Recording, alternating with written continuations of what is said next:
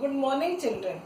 I hope you are understanding each and every topic that is being taught by me and maybe enjoying it too. Now, let us start our next chapter, that is an ideal home. First, we should understand what is the meaning of the word ideal. In Hindi, ideal means adarsh, or we can say that is best, or we can say the one which have following features. Number 1, it should be neat and clean. Children, we like to be in a place or an environment that is clean. हमारा घर साफ सुथरा होना चाहिए. Second, it should be comfortable. हमारा घर आरामदायक होना चाहिए.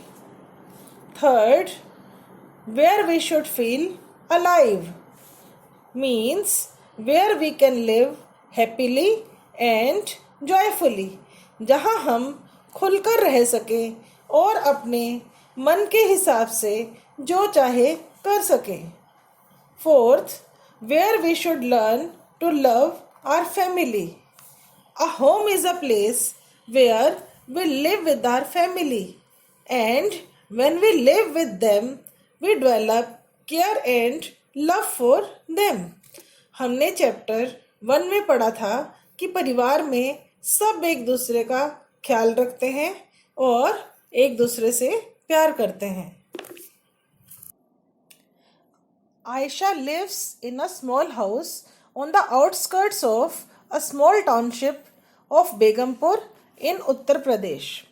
बच्चों, आयशा नाम की एक लड़की थी जो उत्तर प्रदेश के बेगमपुर नाम के कस्बे में रहती थी. The roads are कच्चा and the drains are uncovered. उनके गांव की सड़कें कच्ची थी और नालियां भी ढकी हुई नहीं थी.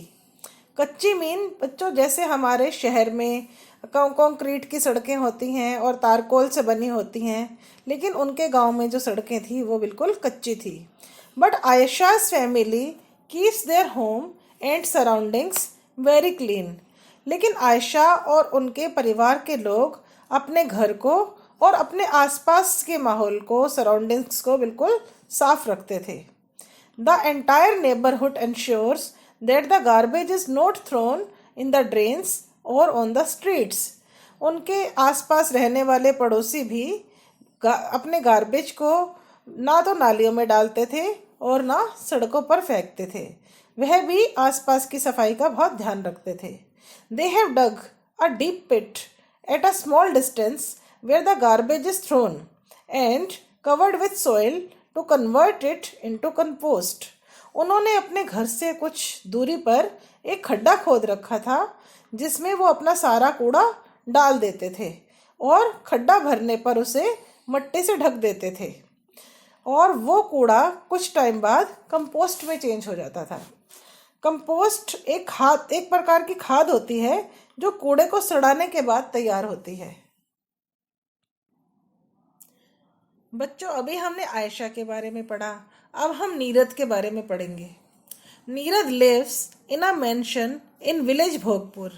नीरद भोगपुर नाम के गांव में एक बहुत बड़ी हवेली में रहता है. It is surrounded by a lot of greenery. और उसके घर के बाहर बहुत ज़्यादा हरियाली है. It is a village of rich farmers but the people throw the waste near their main gates. यह गांव बहुत अमीर किसानों का है, लेकिन वहाँ के लोग जो भी घर का कूड़ा होता है उसे बाहर गेट के पास ही फेंक देते हैं. A huge pile of stinking garbage gets accumulated. और रोज रोज कूड़ा फेंकने से कूड़े का एक बहुत बड़ा ढेर वहाँ इकट्ठा हो गया. The villagers have to cover their nose when they pass the streets. अब गांव के लोग जब उनके घर के बाहर से निकलते थे तो उन्हें अपना नाक रुमाल से ढकना पड़ता था. More over flies and mosquitoes breed on the garbage. और उस कूड़े के ऊपर मक्खियाँ और मच्छर भिनभिनाते रहते थे. बच्चों, क्या आप जानते हो मक्खी और मच्छर कौन कौन सी बीमारियां फैलाते हैं? यस, मक्खियां और मच्छर डेंगू, कोलरा, मलेरिया आदि बीमारियां फैलाते हैं। बच्चों, अभी आपने आयशा और नीरज के बारे में पढ़ा। आपने देखा आयशा का घर बहुत छोटा था, लेकिन फिर भी वह अपने घर की साफ सफाई का बहुत ध्यान रखते थे। लेकिन नीरज का घर बहुत बड़ा था, लेकिन वह अपने घर का सारा कूड़ा घर के बाहर ही डाल देते थे। और उनका गांव बहुत अमीर किसानों का था, लेकिन फिर भी वह साफ सफाई का बिल्कुल भी ध्यान नहीं रखते थे। बच्चों, हमारा घर चाहे छोटा हो चाहे बड़ा, हमें अपने घर की सफाई का ध्यान रखना चाहिए। We are all responsible for keeping our neighbourhood clean. अपने आस पड़ोस की सफाई के लिए हम सभी जिम्मेवार हैं। An ideal neighbourhood requires each and every member to look after his her house as well as the surroundings. एक अच्छा नेबरहुड वही होता है जहाँ का हर मेंबर, चाहे वह लड़का हो चाहे लड़की हो, अपने घर की और अपने आसपास की सफाई का पूरा ध्यान रखे। बच्चों, हमारे प्रधानमंत्री श्री नरेंद्र मोदी जी ने 2 अक्टूबर 2014 को स्वच्छ भारत अभियान आरंभ किया था, जिसमें उन्होंने हमें अपने आस पड़ोस को स्वच्छ रखने के लिए प्रेरित किया था।